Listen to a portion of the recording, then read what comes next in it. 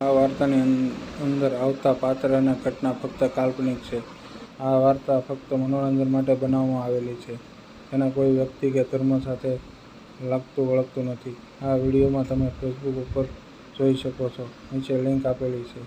ચાલુ વરસાદમાં અગાશી ઉપર શિલ્પા કાકી એના પાંજરામાં રાખેલા સસલા દેખાડવા લાગી અને પછી મેં પાછળથી તેના સસલા પકડી લીધા. મિત્રો, આ વાત એ સમયની છે જ્યારે મારા કાકી અને હું મારા અગાશી પર હતા. ત્યારે અચાનક વરસાદ ચાલુ થઈ ગયો અને પછી મને કાકી એવા નહાયા એવી મોજ કરી લીધી કે શું વાત કરું. તો ચાલો કહાની શરૂ કરીએ. મારું નામ મહેશ છે. અત્યારે મારી ઉંમર 24 વર્ષની છે અને દેખાવમાં હું એકદમ હીરા જેવો લાગુ છું. અને ત્યારે હું નોકરી કરું છું. અમે લોકો અમારા પરિવાર સાથે દિલ્હીમાં રહીએ છીએ. અમારા પરિવારમાં હું, મારા પપ્પા અને મારા મમ્મી અને મારા કાકા અને કાકી રહીએ છીએ.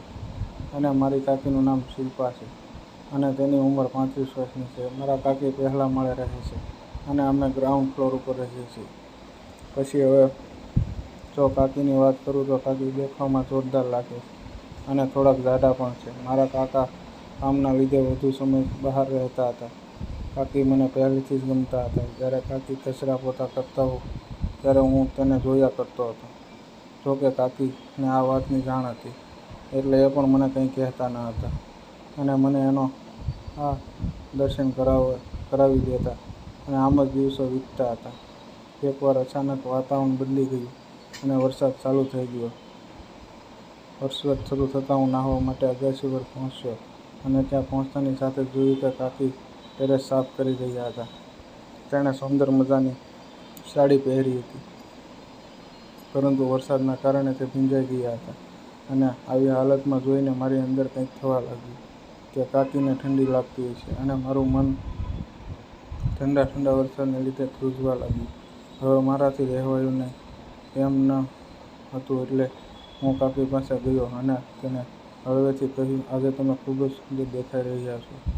મને એ પણ સમજી ગયા કે હું શું કહેવા માંગુ છું અને તેના ચહેરા પર એક અદ્ભુત ચમક દેખાઈ રહી હતી.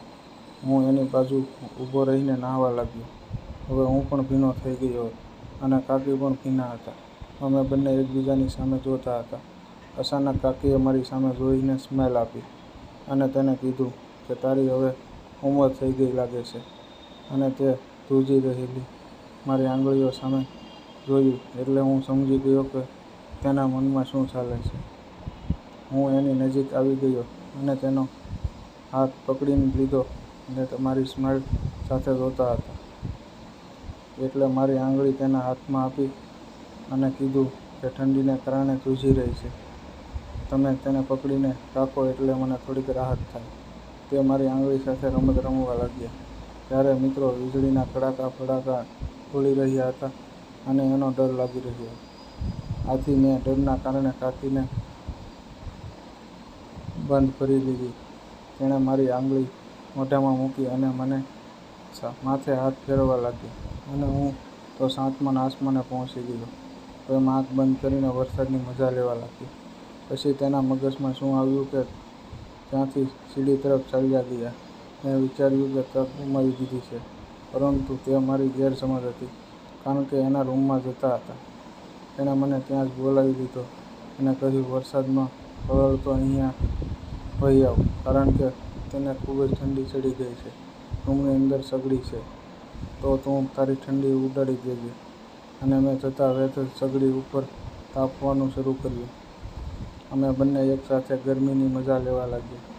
તેણે મને બદામ ખાવા માટે આપી અને અમારી મજા લગભગ 1 કલાક સુધી ચાલી અને પછી અમે નીચે આવી ગયા અને વરસાદમાં નાહવાની ખૂબ જ મજા આવી. જો મિત્રો, તમે ક્યારે આવી રીતે વરસાદમાં નાહવાની મજા લીધી હોય તો કોમેન્ટ બોક્સ કરીને જરૂર જણાવશો. ફરી મળીશું એક નવા વિડીયોમાં. ત્યાં સુધી આવજો અને આ વિડીયો પૂરેપૂરો જોવા બદલ ખૂબ ખૂબ ધન્યવાદ.